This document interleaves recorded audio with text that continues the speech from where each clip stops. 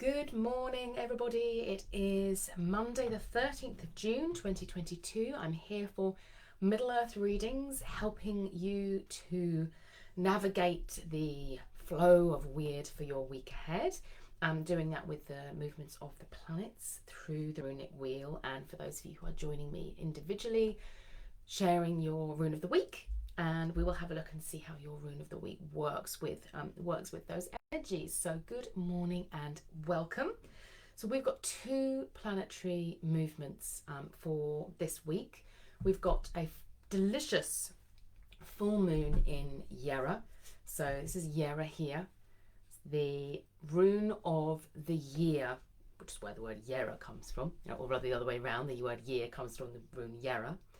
And you can see that it has got we've got summer and winter, or summa and vetra, as they were called in the Norse, circling each other. And I love that Yera incorporates sort of the two halves in this continual cycle. And you might see them as being in conflict with each other, or you might see them as being more like this sort of yin yang symbol, and of that recognition of each other. There's a respect for each other in there. And Yera is the rune that confers success. It's all about harvest time, and it brings up patience. People who have Yera in their birth runes charts have access to that sense of, divine timing. When is it right to do something? Is this the right time in, for what's going on around me, or the right time of year, or how do I best use my energy? And all of those things are known. And you might think about it like a gardener who works with their plot, and they know, when do I sow, when do I reap? A very different way of managing our energy to the ways that we tend to be taught now in schools and in most of our workplaces, where it's like on a day, the 9 to 5 day, and those days are the same each time.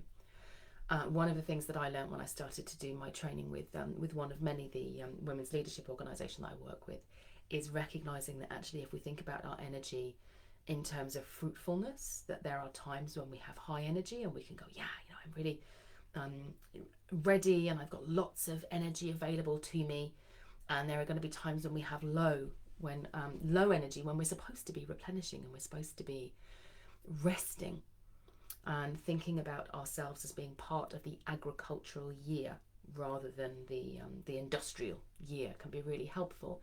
Now, our full moon in Yera, the other thing I wanted to mention is that sometimes the moons have names in some cultures. So often this one is referred to as the strawberry moon. For the Anglo-Saxons, it's most likely to have been the flower moon. We have access to a very old an almanac. I want to say it was by Bede, but don't quote me on that. But I've gone and looked up, I think it was University College London did some work on the moons as the Anglo-Saxons would have used them, and on calculating them. And this would have been our flower moon. But when I was thinking about this with the full moon energies, and I think it's supposed to be another super moon, is it tomorrow? Certainly I can already feel the energy, and I know a lot of people have said, it's felt very strong. It actually looked full in the UK, like last night, really. It was full then, and it does feel very intense. And I was thinking about it and thinking, somebody gave these moons names. And so my invitation to you would be to think about, if you have a chance to go out and actually look at the moon and think about what's happening for you in your life and what you can see around you in the world, and what would you call that moon? If you were to name it and say, this moon is here, Mani in his chariot witnessing me, right now, and carrying the flow of weird. Some people think of the full moon as being like the well of weird itself, that perhaps Mani's chariot carries that energy, the energy of weird through our skies. What would you call it? So for me, I'm thinking of this moon as being my rebirthing moon. So if you were to give the moon that you see a name, what would it be?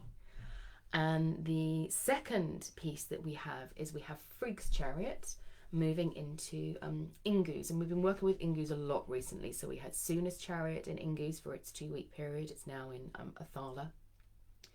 Odin's chariot has been in Ingus for an incredibly long period of time, because he had his entire retrograde period in Ingus. and now Frigg is joining Odin in Ingus. And I almost think of it, if we think about Yera, this recognition of the cyclical energies of the gods as well, and Odin goes into retrograde more frequently, I think probably because his energy is so fast that he needs that replenishment time more frequently.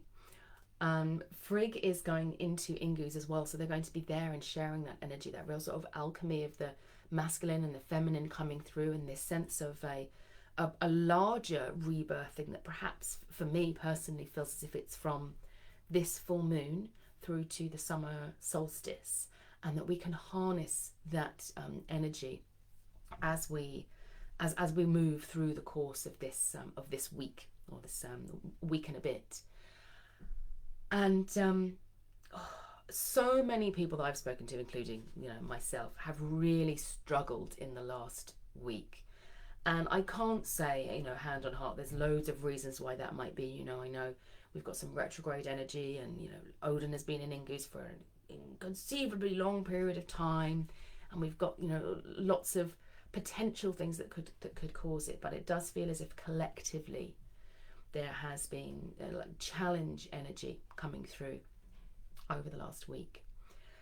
And I was reading through what I received for Frigg's chariot moving into Ingus, which you can read on the blog and on the Instagram account as well. And in these Middle Earth readings, I don't read out very often what I've written, so it is worth going and having a look at them if you come to these lives, and having a look at what's the text sort of associated with each of these planetary movements. And you get them as well if you have your Sooners Star Wheel membership. Frigg was counselling about sacrifice, and about the idea that sometimes when we sacrifice what we think we want to make room for what we actually need, there's a maturity that she is asking us, which we've talked about before, this idea of because Loki's chariot is in retrograde, there is that need for us to step into spiritual maturity and sort of prove ourselves a little bit. And Frigg is asking us to do that as well. She's saying, what are the things that you actually need, not the things that you want. And there is a lot of opportunity, certainly through the last week, for that sort of cracking of the old shell. And you might think about that as the seed that's getting ready to germinate, and the shell has to crack in order for it to open and something new to be born from it. And it is that those parts of us that have been conditioned, those pieces of the story that we have taken to be true, and that collectively we have been taken to be true, and saying, actually, I choose to hold my own truth on this, not necessarily to be like, oh, you're doing it wrong, everyone is wrong. It's not that. It is simply saying, I'm not going to play that game, or be part of that story. I was doing my group this morning that I meet, and one of the ladies in the group, a lady called Jane Lewis, who does a lot of work on the art of Huna, just Huna releases, a sort of Hawaiian system. And she was saying, when egos meet egos and they sort of clash, and I was like, yes, if you think about the ego as being a shell that is created for a good reason, and we can see the little seed of the Ingus seed sort of starting to recreate a new sense of self and a new sense of ego. We soften, we crack, we open, we create something new, and we do that. We're programmed to do that. But when the program isn't working anymore, we get egos clashing with each other. My story of pain meets your story of pain, and we clash and we go into conflict. And I've been very present to that, and to, am I going to participate in that and bring my own stuff to this, or am I going to choose something different and allow myself to release those old things? So we've been doing that through the last week, and I do feel as if there is a rebirthing. And what Frigg has asked, which I thought was a really nice way, is she said, don't think about life as being like a series of doorways that you pass through. Like in computer games now, and it's like level 1, level 2, and you pass, and you get that bit and you've done it, and then you move and you do the next level and the next level. She's saying life's not really like that. It's never really like that. We're taught that it's like that through when we go to school. You learn how to do handwriting, you do maths, you meet the thing, and then it's like, and once you've done this, you're going to be complete, and then you're going to be ready. And when you finish school, then you're going to work out what your career is going to be, and you're going to meet the ideal person, and you're going to settle down, and it's going to be this and it's going to be that, and then you're going to have completed, and it'll be great, and then you'll retire, and then you'll die. And it's sort of, okay, that's lovely, and that's the map, that's one of the stories. And she's saying it's never really like that. She said, imagine that there is always a part of you that is waiting for initiation, that requires support to be initiated into the next step in your life. And there is always a part of you that is the initiator, that is the elder. And you can see yourself as being like a coin with two faces. And you're never just, I am totally unprepared and I'm stepping into something and I have nothing to offer. No. And you're never, I'm totally complete and ready and I've learned everything that there is to learn. Each one of us is both a seeker and an elder at all times. And each one of us is the awaiting wisdom and able to confer wisdom at the same time.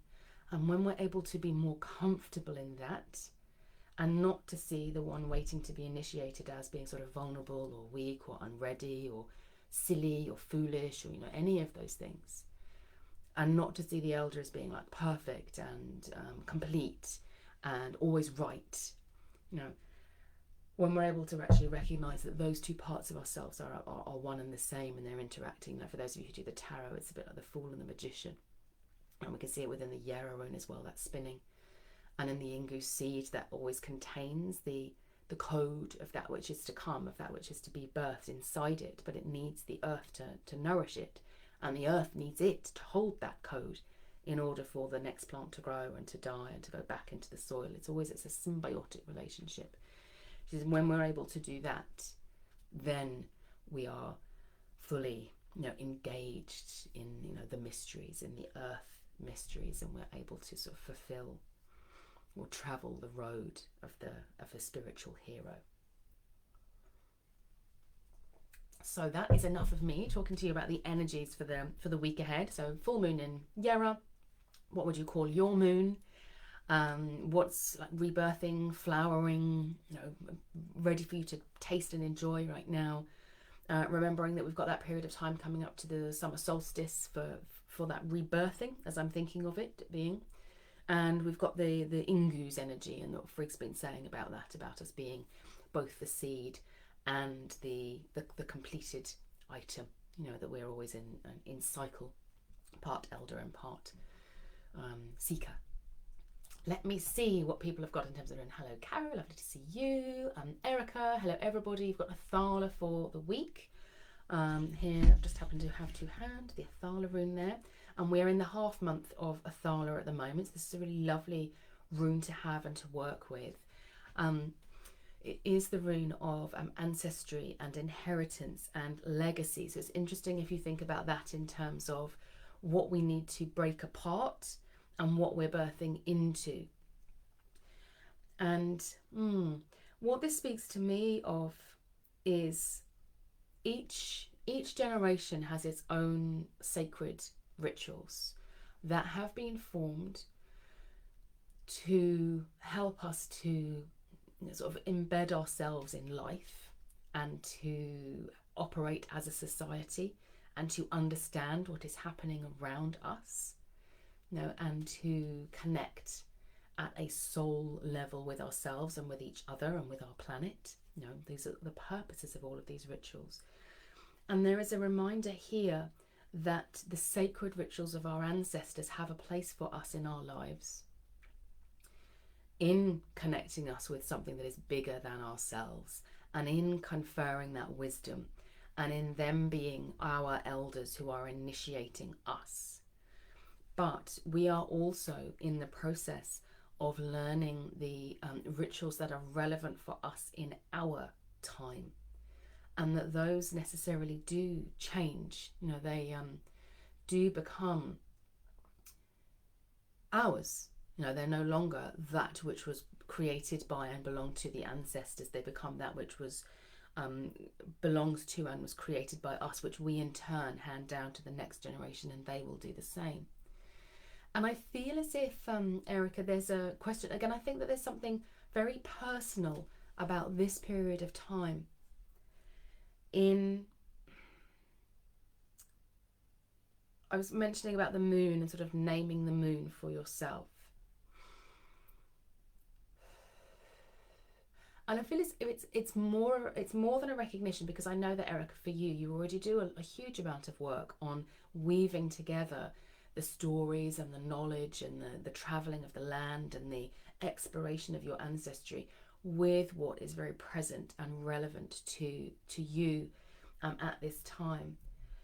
And I'm wondering whether there is a sense of just honouring that, not needing to do anything or say, it's actually sort of saying, I am in my completeness right now.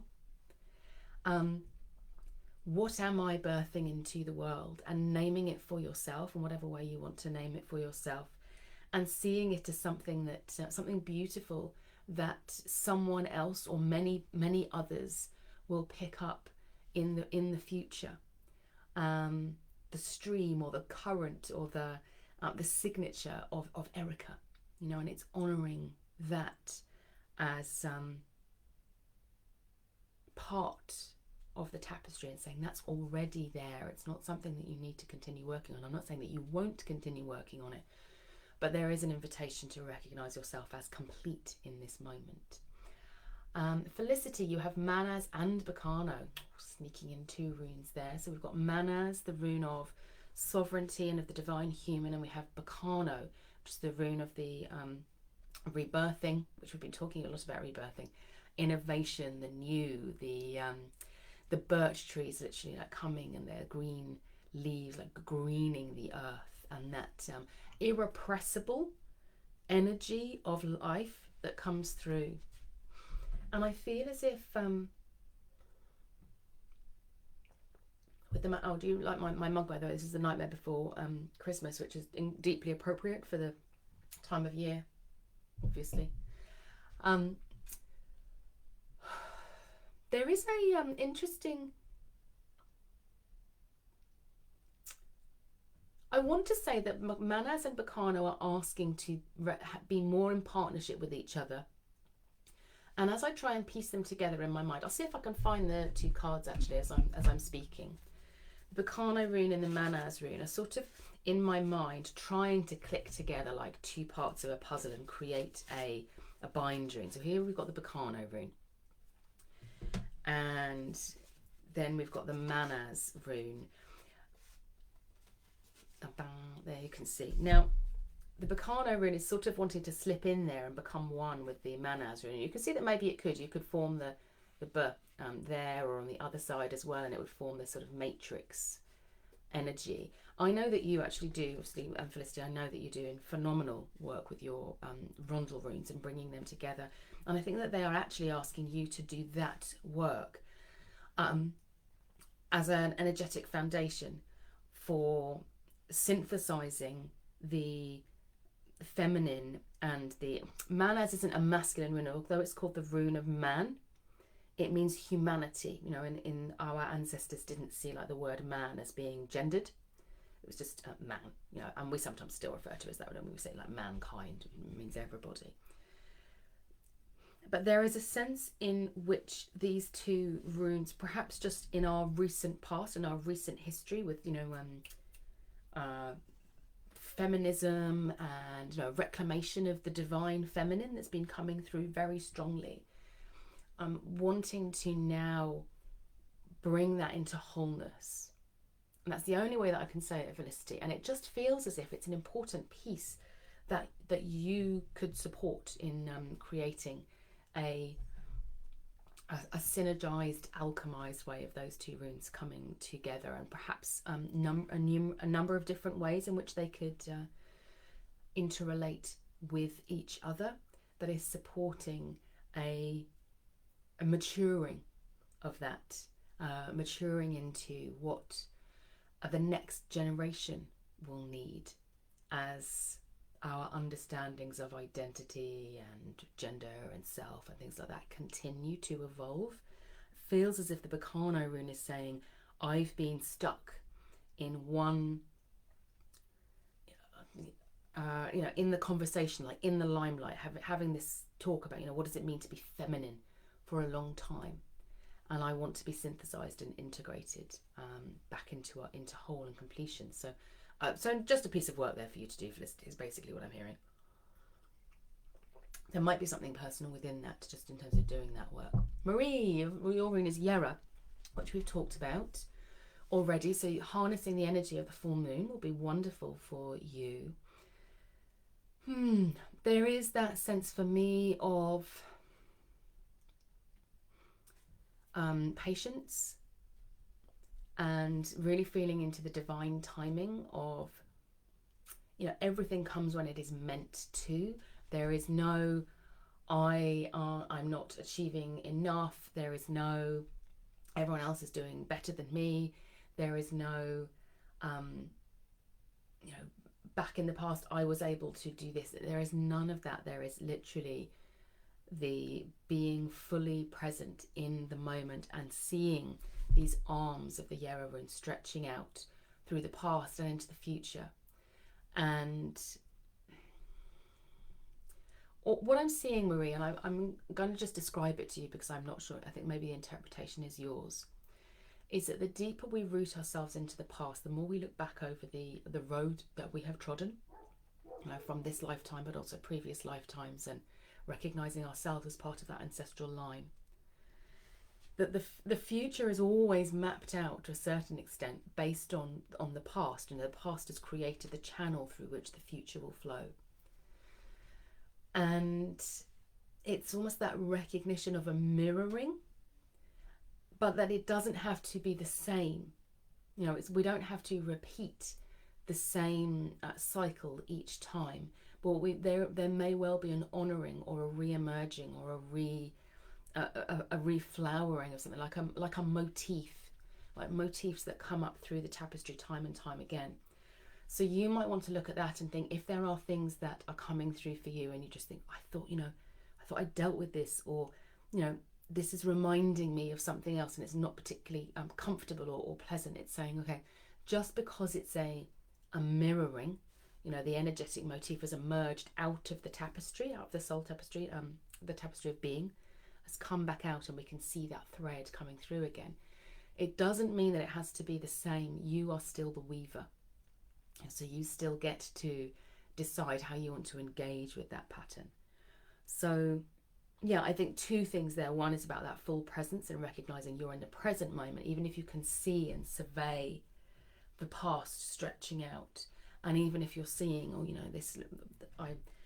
this feels like a re-emergence of something that I thought I'd dealt with. It's saying, just because fate dictates that what has been before shall be again, doesn't mean it will manifest in the same way or have the same impact on us. So I think it's really just feeling into that and saying, I still have agency and I still get to decide how I interpret this. And it is not a repetition. It is a motif that we get to play with, and we get to be the creatrixes. Creatrixes, is that a plural? I don't know. I hope that's helpful, Maria. There's lots of images there. Carolyn, your rune for the week is Thurisaz. It's quite a different energy. It's a real, I'm just feeling power, coming from, as I'm feeling into that Thurisaz rune, I can feel it actually in the energy centers in my body, right down to the base of my spine, in the stomach, solar plexus, in the heart center. It's actually stopping for me about here. So there might be something to look at there. It's allowing, it's like there's a force that is wanting to pour through you. It's the force of land and of ancestry and of newness, like adventure. It's coming through as well, and And it's almost engaging with that force, you know, that the Thurisaz energy, when we channel it really well, it comes up out of the earth. You think about it as like the lightning that is suspended and held between the earth and the sky. And when we're channeling it effectively, it comes out of the ground, through our feet up into the base, and then it moves all the way through, and it comes all right up, and then it comes up and is connected in the top as well. And when it's either not earthing correctly or it's not connected to the sky above, then it can become fear or anger or aggression, you know, because our sense of danger or risk starts to come up, and we start to think, what have I done? You know, those things start to come up as well. And so it's almost accepting that you already have that power within you, and just saying, yeah, I know that I can do this. I know that I can do this, and it's actually nothing to do with anything that I haven't planned correctly. It's not mind energy. It's connecting in with that force, with that dynamic force. So feeling yourself rooting into the ground, drawing that up all the way into the heart, and then letting it express out. You can actually use the voice to do this. So you could use the Thurisaz and just say Thurisaz, you know, to allow that to channel, but also feel it coming out of the top of your head. That one doesn't want to come. Start working with the voice, and I think that next will follow. The Ansuzrin comes to my mind quite strongly, but it doesn't want to chat at this point. It's just recognizing you are supported and the energy is there.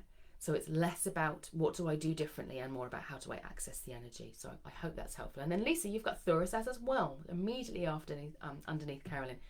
So I'm going to offer that to you as well. Now the headspace energy is coming through a bit more strongly. Interesting that the two of you are linked in that way. So with this one, I was talking about the lightning striking from the heavens to the earth and from the earth to the heavens. It feels like static to me here when I think about when I connect in with the Thurisaz there for you, Lisa. So it's like there's loads going on, and it's difficult to actually ground it down. So it's almost like the opposite. Whereas for Carolyn, it's drawing up from the earth and allowing it to manifest out through the voice and perhaps through the intentions as well. For you, it's managing all of these different there might be ideas, there might be things that are happening, there might be sort of emotions running high, there might be lots of different commitments all happening, and there's creating this sort of static field around you that's sort of zapping, but it's not earthing down into the ground. So what I would suggest for you is some very regular practice of grounding and centering yourself, removing yourself from other people and from as much as you can from distractions. Perhaps even doing some, you know, bare feet on the earth, and visualizing that static energy draining down into the earth, and doing that first, and then doing the writing down or capturing in some way all of the stuff that's going on, and then being very, very clear on prioritization. So what feels most alive to me right now will be a good question for you to ask. What feels most alive to me right now? And what feels most necessary for me right now? So alive and necessary are the two things to look at. And then everything else is just saying those things are either they're not as alive, they're not as pressing, or they might be desires or things that can be deferred into the future. And it might just be that you need to keep on doing that earthing, because it's like that's like other people's zappiness seems to be getting into the energy field, and it's just saying that's not mine, ground it down. Imagine like a energy field of lightning coloured, that's the best way I could describe it, sort of bluey, purpley, golden, it sort of comes around your energy body, and that when those crackling energies come towards you, they're going to shoot into the energy field and down into the earth, so that you can focus on the things that you need. So I hope that that's helpful. There was a little bit of a double reading there with Carolyn and Lisa of energy going up and energy going down, but it's like managing that Thurisaz force, which is, you know, a deep life force. It can be very emotional, it can be very pressured. It is very connected to the land, which is why I was talking about earthing quite a lot there. So I hope that that's helpful for both of you. Suzanne comes with her, thank you Suzanne for collecting the runes of the week for people. So Suzanne, you have Dargaz. Interestingly, I was thinking about Dargaz when I was discussing the, I was thinking about the lightning and the headspace. I just saw a little Dargaz rune and I was like, oh, that's not Lisa's or Carolyn's, maybe it was yours. With our Dargaz rune. So I'm just going to sort of shake off some of that Thurisaz energy because it was quite strong. There's a lightness that Dargaz is bringing. I'm almost feeling the sort of fae, that sort of fairy elfin call coming through, Suzanne, of saying, all of this heaviness, and the fae are saying, no, you're one of us. I suspect that, no, actually, I know that you probably have done some of this work before from conversations that we've had before, but there is a real sense of honouring the seemingly small but still important nature spirits, and recognizing,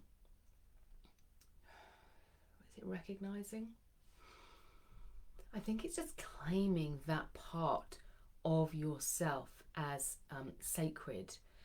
And we were talking about Frigg saying what you desire and what is necessary, and I feel as if they are asking you to recognize them and that relationship with them. I'm thinking specifically about sort of nature spirits and local nature spirits as being something that is actually necessary to your path for some reason, like to your destiny weaving.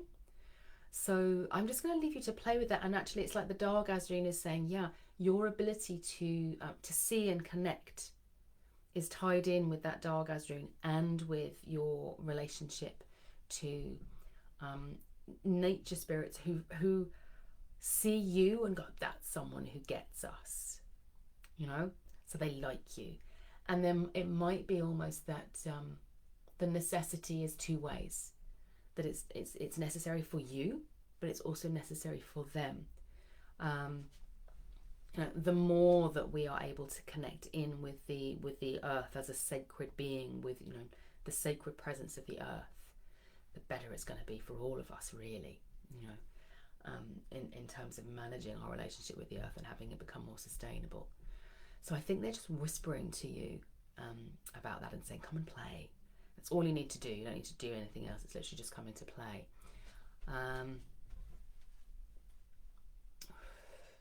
And something again, Suzanne, there, just about after you've done that work, earthing afterwards is important as well. It just came through as I was finishing, which might be why you came immediately after Lisa and Carolyn's there. That when you do that, it opens up the Dargaz gateway, and you want to do that grounding, maybe using the sort of the Uruzi type energy again, just to recognise that just because it's purpose and necessity doesn't mean that you don't need to counterbalance it, and do the earthing and grounding afterwards. Ren has Gibo, lovely rune of exchange. I'm just wondering if you'd had Gibo before, Ren. Maybe not, I'm not sure. I was feeling into Gibo actually. I think it was on Friday. It's a rune that we often think, oh yeah, I get Gibo, I know Gibo, but all of the runes, they invite us to go that little bit deeper each time we think that we know them. Is actually a point where they start to elude us again because they want us to go deeper. They're saying, yeah, you think you know me, but there's so much more underneath that. I'm seeing Odin with his golden arm ring. So he has his golden arm ring, Dropnir, and it creates 9 duplicates of itself each night. And then Odin gifts those rings to the warriors who have entered his hall. They've died in battle, gloriously and heroically in battle, and he offers these rings to them, and in so doing he creates a soul contract with them whereby they offer fealty to him and he offers fealty to them. And it's saying, I think, have a look at every treat every commitment you make or have made as a gift of the, not just, a golden arm ring of gloriousness, but a golden arm ring of gloriousness that a god has gifted to a hero. And if you treat your commitments in that same way and with that same respect, it allows a level of mindfulness to come through, and it allows us to say, okay, what about that feeling that this is I'm not suggesting this is yours, Ren, but what about that feeling that I get when I think about my old school and the memories that the stories that I have of bullying or difficulty there, and every time I see that person on Facebook, it reminds me of this. And to say that is not a sacred golden arm ring. Whatever it is, it's not that, and I'm going to stop treating it as if it is. And remove it, so I'm going to symbolically remove that from my energy field. And you could actually feel your energy field. Sometimes I like to use like a crystal comb, like an amethyst comb or something, and I can actually comb that energy. And you don't have to see it as being like an arm ring, but you want to see it as somewhere in my body I am holding energetically a sense that story matters.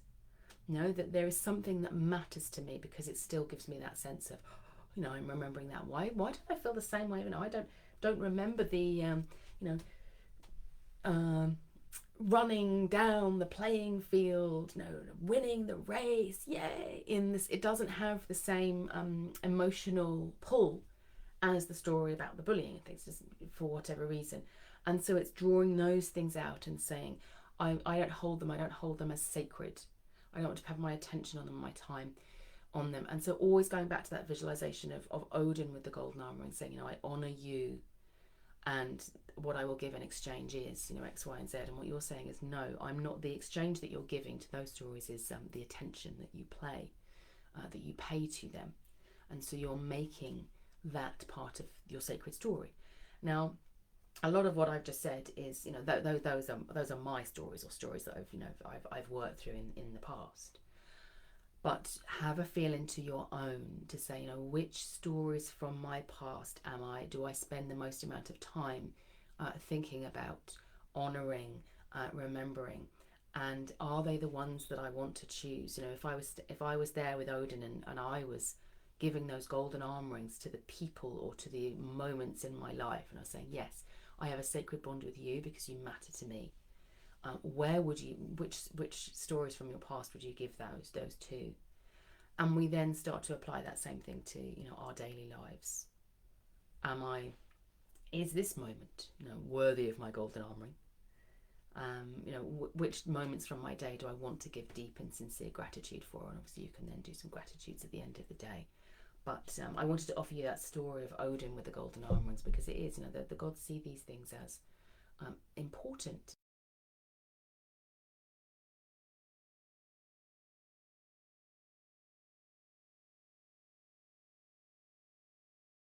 Those things are important to them, because that's how heroes are made at the end of the day. Who does Odin want coming onto his battlefield? The part of me that's going, I can't do this and it feels hard, or the part of me that's going, yeah, and I won the race, it was brilliant. That's why those things are important to them. So I hope that's helpful, Ren. Chen, you've got Bacano. So we were talking about Bacano with Felicity, weren't we? And I think Bacano engages very strongly with our Ingu's energy at this particular period of time, and it's talking about the new, what is trying to be born through this period of time, and what needs to be left behind. And you can see the Bacano rune as being, it's got the two parts of it, which you can see as being like two little hills. You can see them as being like, they look a bit like teeth there, don't they? Like foundations in the land is the way that I'm seeing them. So you can look at the rune holds the past and the future within it. And we've talked about this with the Yera rune, haven't we? The Yera rune is it manifested. The Bacano rune is the the waiting for that to happen, the potential, you know, the energy about to come forth and burst forth. And it's always about the amount of energy we have available for those new things. So what we need to leave behind in order to take on something new is important. Again, I'm feeling there is a lot of call to do body work at the moment, so less I'm going to do lots of journaling or writing, and more how can I move my body so that, you know, if I'm feeling anger, how can I let that past and walk through it. So what I'd suggest with you, we actually talked about this at the workshop on Friday. So if you've had a chance to look at the workshop on Friday, where we looked at the seership with the seership with the runes, yes, and we talked about making doorways with like incense sticks with athala. I would suggest to you doing the same with your Bacano rune. You can just get an incense stick or some sage, draw the doorway of the Bacano rune in front of you, and then say in your mind, you know, I'm leaving behind that which I no longer need, that which no longer serves me, so that I can grow, you know, new, so that I can be reborn, so that I can thrive. And then walk through the Bacano rune and feel the old, you know, the Bacano rune taking what you don't need anymore, and feel yourself stepping into that new, vital, like youthful, the shoots literally like rising up through the ground, the sort of moss and the sound of streams, you know, all of those things. Feel those filling your energy field instead. And you can actually do that multiple times. Don't go backwards through the rune that you've just drawn. Walk around it and come back to the front and draw it again, and then walk through it. And then when you've finished, get your incense or your sage and almost like rub it out of the air and blow it to let it dissipate back out. But it's a little ritual there. You could do that at the full moon, or you could do it you know, coming up to the summer solstice. That might be really really nice. Esther, you've got Northes, the rune of necessity, the rune of desire. It's actually calling me towards the summer solstice. If you think about the need fires that were burnt, you know, often they were burnt at Beltane, but all of the festivals, we can think about the fires that our ancestors burned to cleanse of the old and to call in like the new, that which we need. So at the winter time they were doing that, and they were thinking about calling the sun back in. You know, it's that sort of classical need fire, calling the sun back into strength. Beltane, it would be more, you know, using the smoke and like jumping over the flames to bring fertility, and using the smoke to cleanse the livestock. But each of those festivals, we can see them having that fire component, which also ties in with the athala rune, that sort of ancestry. And I think particularly around the summer solstice and the winter solstice, perhaps like Samhain and Beltane as well. But yeah, there is a, you know, I was talking earlier about, I think it was with Marie, we were talking about the road ahead and the road behind it. There's always a mirroring, and you can see it in the wheel of the year as well, that the seed of the winter is born at the point where, you know, in the height of summer. And the Northes rune, the need fire, unites. You know, we need the cycle to continue, is what we're asking for there. So doing some fire rituals, really thinking about, you know, what is it that you need and desire, and what will you release in order to bring that in, is what's important here. I did a ritual with friends on Saturday, actually.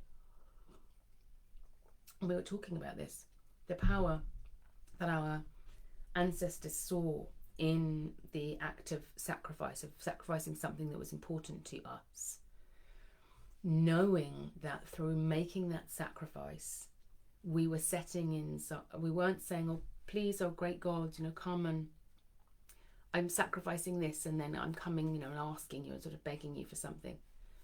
It was more a sense of there's like an inevitability that as a consequence of, you know, the consequence of me sacrificing this is that I will receive something else in exchange, and seeing it as a natural law, so that when we say, you know, I've, whatever it is, whatever it is that you decide to make, whether you sort of make some beautiful cakes, or whether you take a piece of jewellery that's important to you and sacrifice that, or whatever it is that you sacrifice, that you are creating a channel for the new to flow towards you. And the Northeast rune signifies that as well. It says, I will sacrifice whatever. It's not just about sacrificing things that are important to us. It's also about sacrificing things that maybe aren't that good for us, whether they're, heaps and heaps of chocolate, or being in distress, anxiety, particular behaviours. It's saying, yes, I will place this upon the altar of the gods. It served me at one point, but it doesn't serve me anymore. And so I'm going to place this upon the altar of the gods and give it to them, and open myself up to whatever is going to come in its place. So, I think that's one of the important points about what we sacrifice, is sometimes things that we don't want to give up, sometimes things that we do want to give up, and sometimes a mixture of both. Something that I know I should give up, but I'm going to struggle to do so. And the Northeast rune can signify that. And then Troy, you have Suellos. We've had some lovely fire runes. We have Suello now, the sun wheel. And again, I'm just feeling that call of the summer solstice coming through here in the UK. That sense of the relationship with the sun. And I'm reminded of... this is not Norse, so I'm not sure where it's going yet, but I'm going to follow it and see where it's going. I'm following this thread. The sun chariot of Ra going down into what they thought it was like the underworld, and being attacked and being defended, and then coming back up, and that sort of celebration of the bright new day. And in the Norse, obviously, we also have the chariots, the sense of the chariot of the sun, who is being chased by the wolf, and is being chased all of the time. It's sort of one of the differences is it's not that descent into the underworld that brings the danger. It's almost like the danger is there all of the time, or that our ancestors looked at it more as like the eclipses and what am I thinking? And the sort of the planetary bodies. That there will be periods of time when the sun was in more danger. And I think that what it's calling to is there are always defenders. There are always gods and goddesses and energies that are there to defend the energy of the sun, and to protect them, and to protect the light. And it's asking the question, what would you protect? What's most important to you? So it's similar to some of the other questions we've had about what would you release and what would you let go of and what would you make sacred at this point.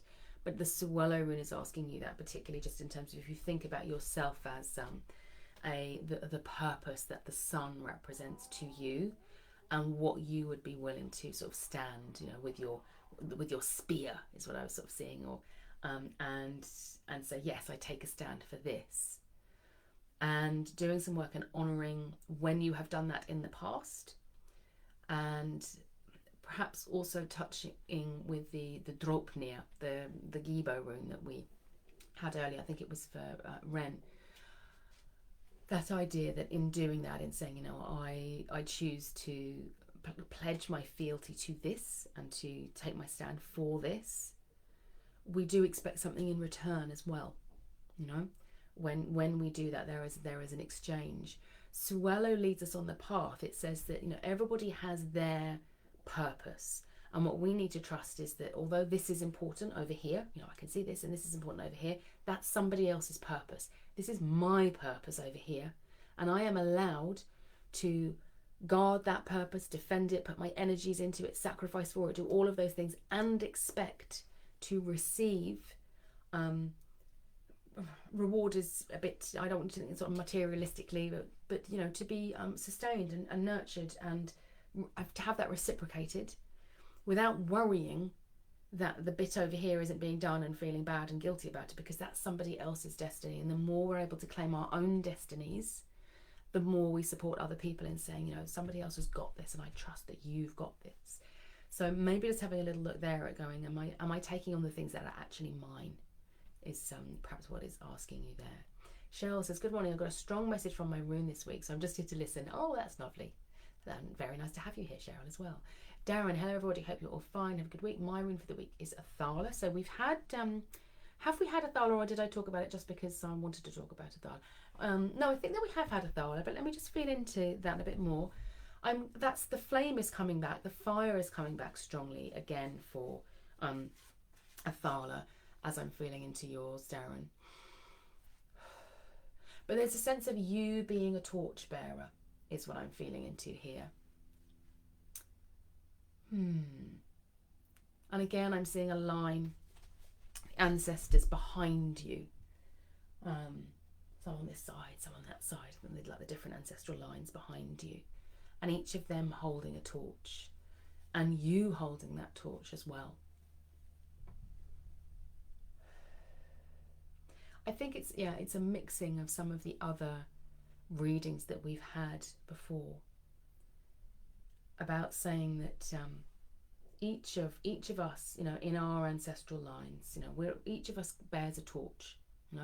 The things that are important to us, what we are here to do, our purpose in coming to this earth at this time. And each of our ancestors did the same. And so we can all be torch bearers, but the flame, the thing, can be incredibly different, and that's okay. And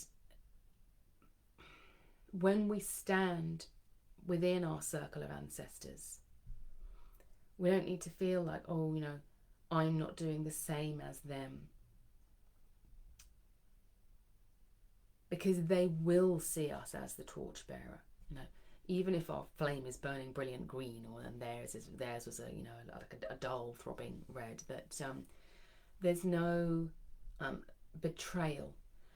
And when we see that, when we stand in ancestral circle like that, one of the powers of doing of that type of ceremony is that it can help us to see that for people who are closer to us as well, for the people who are still living, who might be our ancestors or might be friends, colleagues, people who are close, who it's sometimes harder for us to recognise that because of I was talking about this very early on in the reading around judgment coming against judgment, ego coming against ego.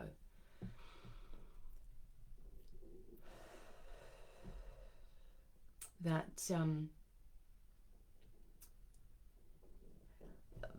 when we are feeling judged, or like we wouldn't be accepted in our full selves, going back to the ancestors and standing before them and holding the torch, they see us, and they also see the other people, because they are their ancestors as well, and they can act as healers on our behalf, so we don't always have to do the work for us.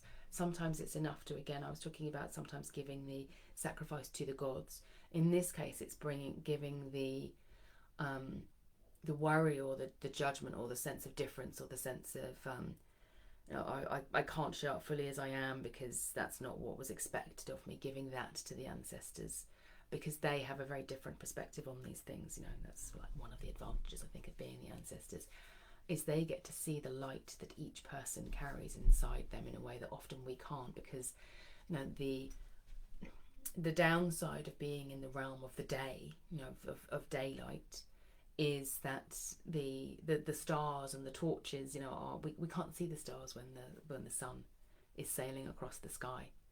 They're hidden from us, but it doesn't mean that they're not there. So when we call on our ancestors, they are seeing from the perspective of, you could see as they're seeing from the perspective of the darkness, so they can see everybody's torches, and they offer healing in that way. Diane, you have Thurisaz and Rado stuck together back to back. So we've had a little bit of Thurisaz. So I'm going to invite you to look at what I said about Thurisaz, that willpower, drive, life force energy that is sort of pushing through, and that needs to be channeled, and needs to be channeled effectively. The fact that it's got the Rado rune with it, which just happens to be at the top of my pack, that they're stuck together back to back.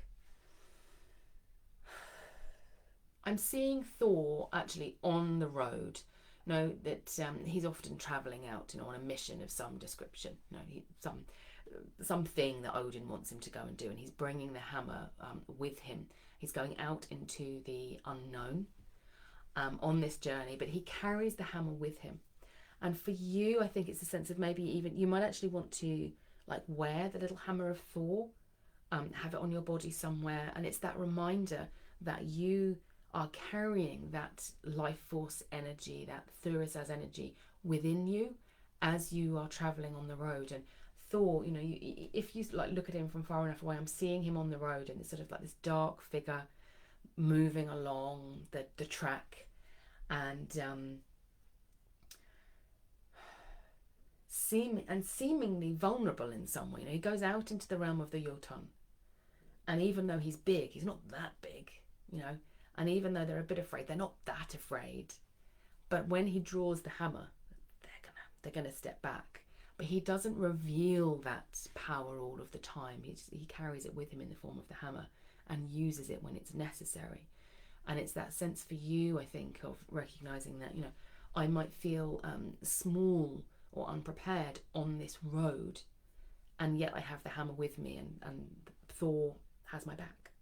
So I think just working with that, the hammer of Thor symbol, you know, the little upside down capital T, could be really helpful for you there. Suzanne says, yes, it is a Superman moon. Carolyn says, I feel the energy and I love it. I'm Sagittarius, feel the fire inside me much more than the last week's. Yeah. Denny says, can someone pull a rune for me this morning? I left my bag at home. Why don't I shuffle some? But I will have a little look and see if anybody else has drawn one for you. Dun, dun, dun. No, I will draw one for you, which is fine and probably easier for me anyway, rather than scrolling through. So, Denny, let's have a look at which rune you have got. You know, when you do that thing of you sort of see a rune and you go, is that the one? And you go, oh, no, let's pull it out and see what comes. This is the one. Ah, interesting. So you've got your Yera rune, full moon, coming through for the Yera. I'm actually feeling very strongly, particularly Sumar and Vetra, but particularly Vetra. He's sort of quite fierce and present as I pulled the rune, whereas Suma is less so. It's almost like Suma is yielding to Vetra, and Vetra is saying, it's like he's got something to say, and he needs Suma to hear it.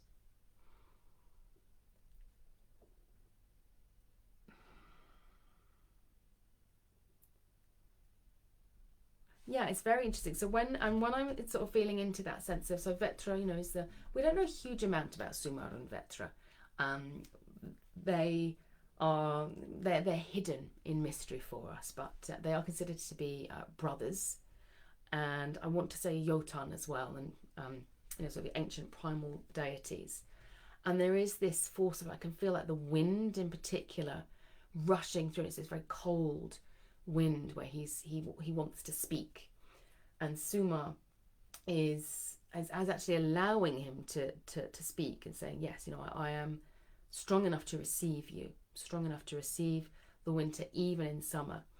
And when they do that, they're coming together. The sort of this space in between is separating, and they're becoming the swallow rune of the sun, you know, on her course through the skies. And there is something there around Suna honouring both the summer and the winter interaction. We often think about the sun as being the sun is at its strongest in the summer and then at its weakest in the winter, but it's suggesting a different take on this, that actually what Suna does as she comes closer and then further away is she allows the voices of both the winter and the summer to have their space, and so she contains both energies inside her, even though you would see her as being that sort of hot summer energy. It's saying no, the Suna holds both of these and honours both of these and allows space for both of these energies to come through and to be like alchemized in some sense, the two parts coming together. So it suggests to me that there is a voice that needs to be heard, And maybe that it's just like allowing space for that voice to come out, even if it feels maybe a little bit unbalanced, or it's not the whole picture.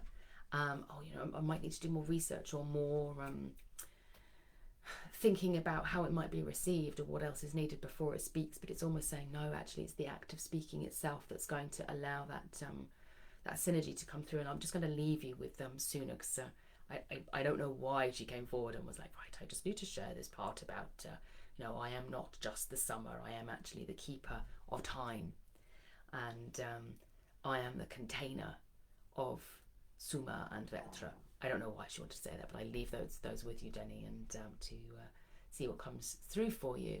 Patricia, you're in his Urus. We've got that. Just as we're speaking, I'm feeling, because it's been quite a heady Middle-earth readings, I have to say, for me today. There's been a lot energetically going on, which I think you might have picked up on. Not always words, or you should do this and you should do that, but more pictures and images and me telling you what I'm feeling in my body.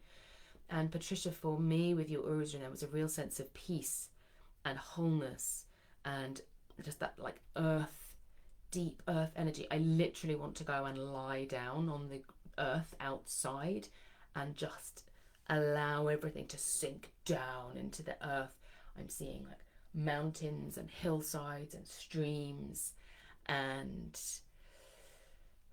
rocks, and hidden behind them the Etins and the Jotun and the hidden beings who are there, are still manifest in the earth, when we stop and allow ourselves to feel them.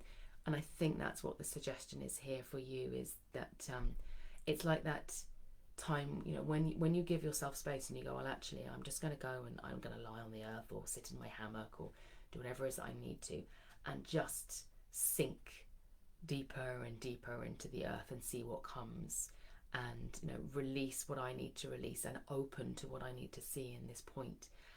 And Uruz is inviting you in, so you could ask Uruz to be your patron for that, and to also provide protection. It's a very strong rune as well, so draw the Uruz rune or wear it or hold it in your hand while you're doing that, and just open to the energies of Uruz. And I think it could be quite empowering and cleansing and healing at this point. And Erica says, thank you so much for your wisdom of completeness and invitation to think about my unique signature. My pleasure. Felicity says, you've started drawing already. Well done. Marie says, I shall listen to this again. I've been doing a lot of ancestral work last week. Interesting. So where does it take you from there? Carolyn says, the words hit it when I woke up this morning. I was feeling that. Always about the energy. Yes. And I think that's been particularly true this time around. Also resonate with thinking about ancestors in the land at the moment. There are a few things going on in the last weeks regarding my feelings about my family origins. Interesting. So yeah, there's a lot for you there. That's wonderful. Diane, you've come on quite late. Misread the time conversion. Diane, sorry. Diane, thank you. It's strange. I have a bracelet with Thor's hammer and something made me want to start wearing it last week, but I didn't. I will go now. Excellent, good. And then Shelley has said, you've come on quite late. You misread the time conversion. Sorry, as a stop wasn't to interpret my room. I'd appreciate it, but okay if I'm too late. The rune is Feyu. Okay, let us finish with Feyu, because yes, the Middle Earth readings, there are a lot of you coming these times, but I will keep reading as long as you are coming with them. So Feyu, just really feeling the energy of the dragons coming through with this. That, I was talking about Uruz to Patricia, and that idea of the land. So some of our land spirits are the dragon energies, and they, while the Uruz energy is that fixed and contained formative energy, Feyu is the force flowing through the land. It was almost like what was there before, that sort of primal energy of force that then becomes woven into the form of Uruz and creates life. And it is that sense of abundance and wealth flowing across the land, flowing through our bodies, and really releasing. And I actually can't feel it, Shelley. It's interesting. I was sort of looking with Feyu. Often what comes in is that sense that we might feel lack within us, or that sense that wealth is not available for us. But that's not what's coming through. It's almost like when I talked to Suzanne at the beginning, and Erica as well, there is that sense of honouring something that's unique about them. And I feel as if the Fey rune for you is coming forward and saying that you are somebody who, when you put your mind to it, when you do that connection, whatever that connection is for you, like connection to land, connection to spirit, connection to energy. I don't know whether you do any sort of energy channeling, like Reiki channeling, or any other form of energetic work, that you are somebody who naturally works to allow that energy to flow, which is so important. You know, that sometimes what we come to offer in the world is not, I am going to create this company that's going to do this, or I am going to lead this project that's going to do this in the world, or you know, I am here to make this change. For some of us, it is about being stewards of the spiritual energies of our planet. And it's saying that that's something that's important for you. So it's almost recognizing that when you do that type of work, when you connect with energy, and that could be in so many different ways. You know, it could be, you know, I do Reiki, or it could be I create beautiful art, or it could be I do like gardening, and I do it in such a way that I'm really connecting with the land. That when you do that, you're allowing that Feu energy, that life force energy, to flow across our planet, and helping that Feu force of abundance to flow where it needs to, so that reducing lack and impoverishment and like dead energy in the space. So it's honouring that within you, Shelley. So I offer that to you. Suzanne says the winter sun is really powerful. And Lisa says, I'm getting a lot of mumming plays I used to do, the Summer King and the Winter King, the Oak King and the Holly King. Yeah, it's all strong energy coming through with that. I think perhaps because of the Yera full moon is offering that, and as we come in towards the summer solstice. Yeah, and what I was saying as well right at the beginning about Frigg talking about how we are always the initiators and the initiated, and it's almost like the Winter King and the Summer King are doing that for each other. You know, one is in youth and one is in age, and then they swap and they flip. You know, so if they're looking forward, they are the initiated, but if they're looking backwards, they're the initiator, and it's sort of recognizing that within ourselves. So thank you everybody so much for coming. It's been lovely to see you all. For those of you coming to our Half Space class this week, we're going to be doing our meditation and embodiment. I can't believe that's gone so fast. The story session should be published in the Inner Circle library today. And we have our Healing with the Runes workshop for those of you who are attending that on Friday, which I'm really looking forward to. So yes, a lovely week ahead. Please do keep posting how you are travelling, and if you've done any work with Hermod at all, and you're thinking in that spirit of courage. I'm reminded of, you know, we've been talking about the winter sun, and we've been talking about you know, the descent of the god and the rise of the god, and obviously Hermod himself was, you know, he did that descent to bring the god of the light back from the darkness. So he's still in there. So blessings to you all, and I look forward to seeing you, many of you, in the coming week.